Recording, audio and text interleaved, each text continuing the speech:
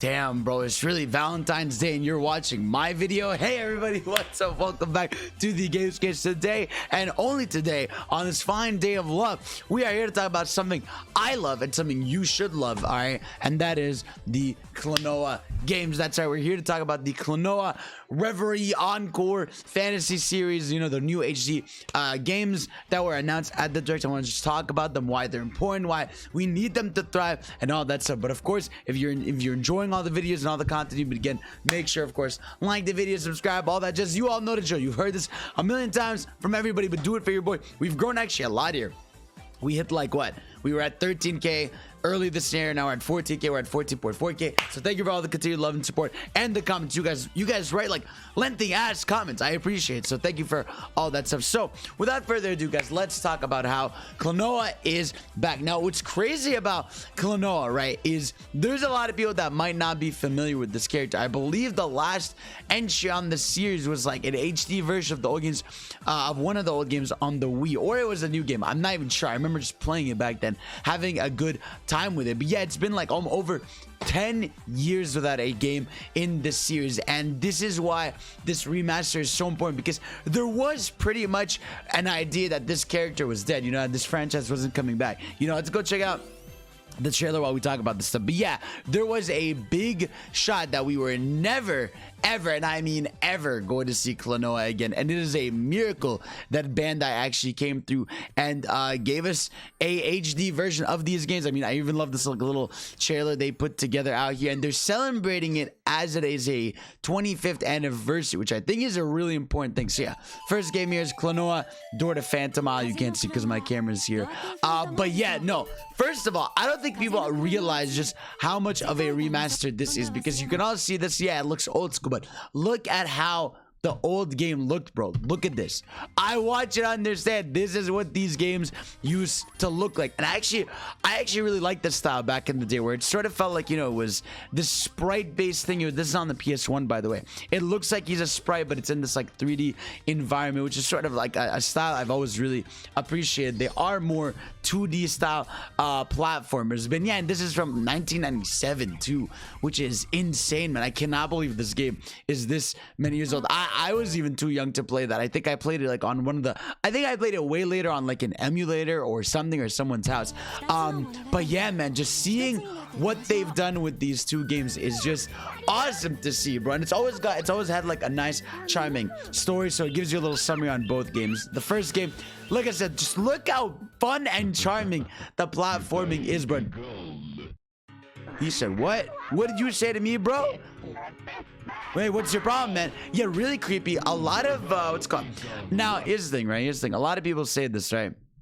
Why does Klonoa look like a Sonic character? And I've tried to decipher it, and I think I figured it out. The most obvious part is he's got the Tails face, right? Like if we look at Tails, right? Look at Tails' face. He's got the same like white fur pellet sort of face in the front. I've always loved that he's got this little Pac-Man hat. For those of you that don't know, he's a Bandai character. But yeah, that's it for that. It's always had a nice little cute story. Really, it's almost,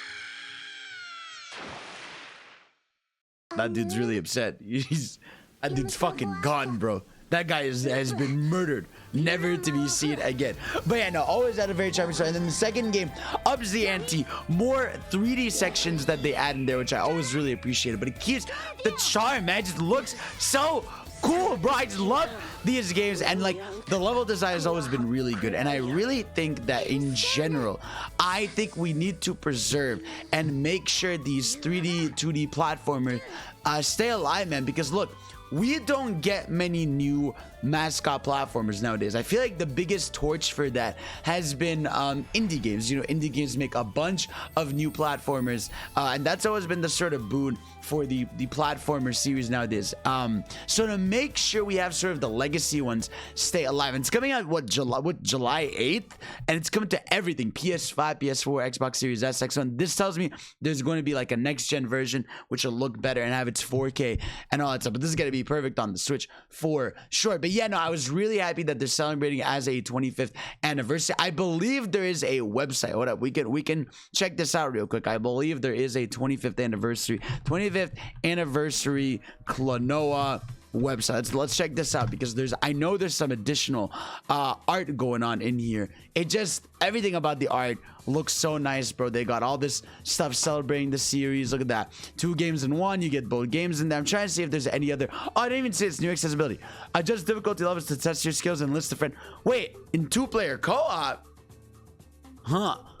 I'm guessing the 2-player co-op works like sort of like Mario Galaxy style, where like this is just your little buddy and he helps you fight enemies. I don't think it's anything really more than that. But yeah, no, really happy that they're celebrating it. This just seems to be the general website they have for it. There's not too much information aside from the intro and stuff. But yeah, man, no, I'm just so excited that they're bringing Klonoa back, because like I was saying before, we don't get many of the old school platformers. I mean, we really do have just Mario and Sonic. And again, we had a bit of a look at Crash with the trilogy in 4. Hopefully, now that Vicarious Visions is back with Microsoft, we're going to see Crash come back to life, because it is really unfair for that series to just go away when Toys for Bob did an amazing job with Crash 4, and Vicarious Visions did an amazing job with the trilogy. Even Spyro, right? I mean, we got the Spyro HD trilogy.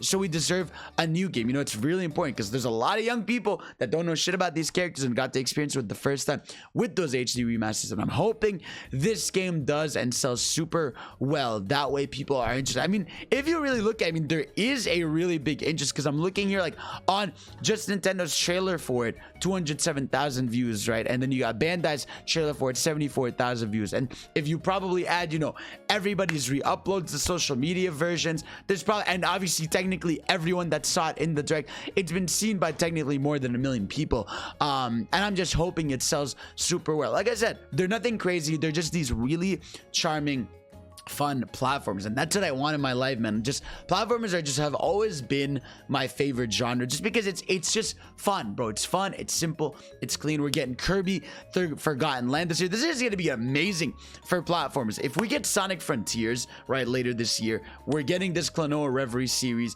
we're getting what's called Kirby Forgotten Land, we're getting Cuphead, which, you know, not fully a platformer, but still in that vein. Maybe some Silk Song, some more indies we're gonna get. It is a great time to be alive as a platformer fan. Now, what they need to do, Bandai, listen, Bandai Namco, all right?